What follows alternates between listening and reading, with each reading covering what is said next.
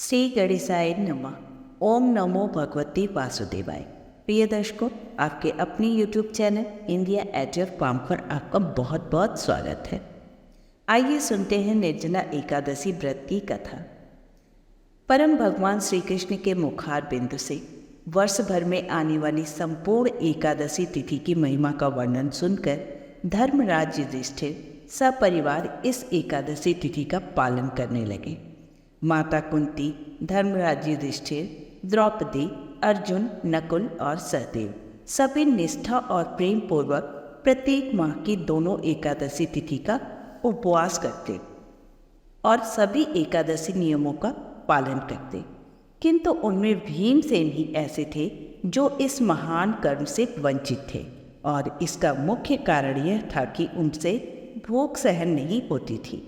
एक समय की बात है, भीमसेन अपनी इसी समस्या को लेकर मुनि श्रेष्ठ व्यास जी के पास गए और उन्हें प्रणाम कर विनम्र भाव से बोले, हे पितामह, भ्राता युधिष्ठिर, माता कुंती, भार्या द्रौपदी, अर्जुन, नकुल और सहदेव सभी एकादशी का उपवास निष्ठापूर्वक करते हैं और मुझे भी कहते हैं, परंतु हे पितामह, मैं भगवान की पूजन कर सकता हूँ, दान भी दे सकता हूँ, ब्राह्मणों की सेवा भी कर सकता हूँ, किंतु उपवास नहीं रख सकता हूँ।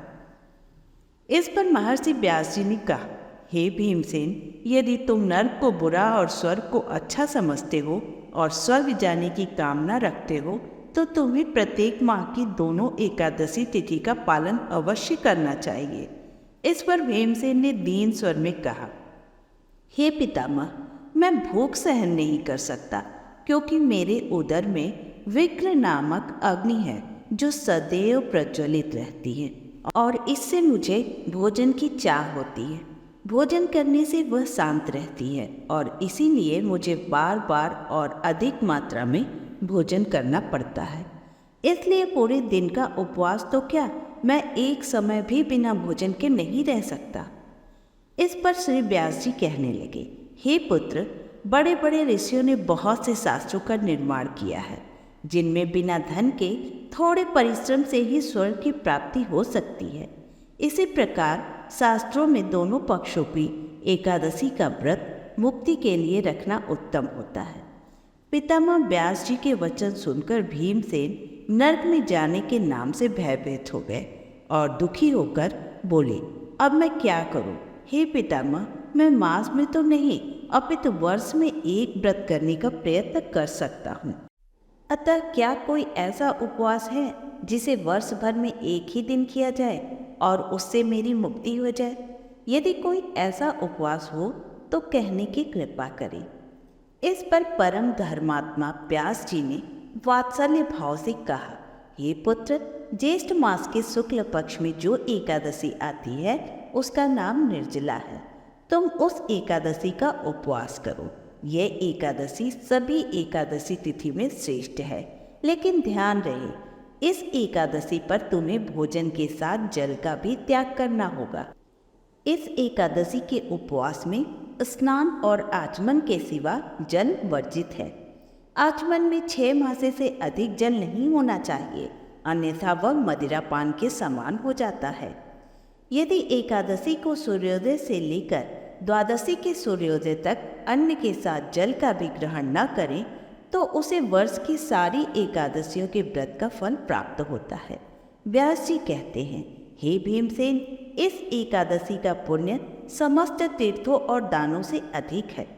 जो भी मनुष्य निर्जला एकादशी का व्रत करते हैं, उनकी मृत्यु के समय विशालकाय भयंकर यमदूत नहीं आते, बल्कि भगवान के सुंदर पार्षद पुष्पक विमान में बिठाकर स्वर्ग ले जाते हैं।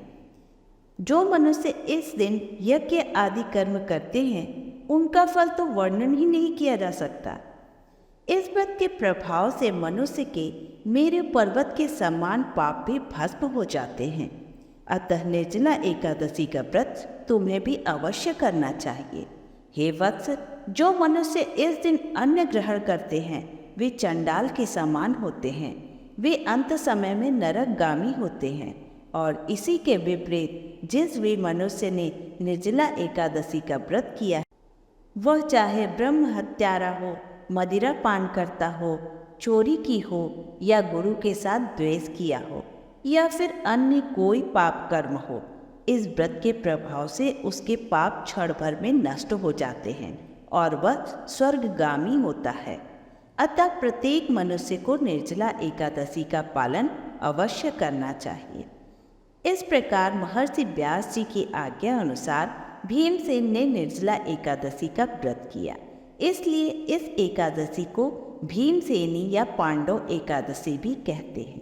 तो प्रेम से बोलिए लक्ष्मी नारायण की जय, एकादशी माता की जय। आशा करती हूँ हमारा यह प्रयास आपको पसंद आया होगा।